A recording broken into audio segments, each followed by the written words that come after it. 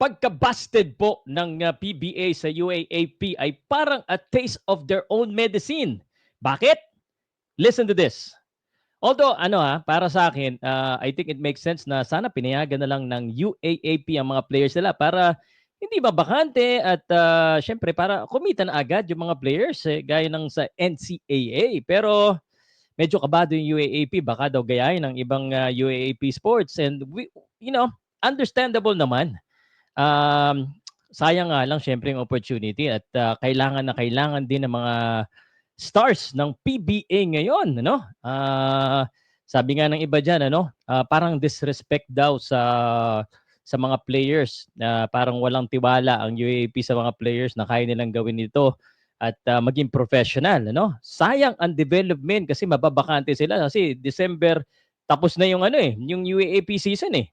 Pero ito yung weird, no? Listen to this, ito yung weird talaga. Naalala ko bigla yung pagbaban ng PBA sa mga players nila na maglalaro sa ibang bansa.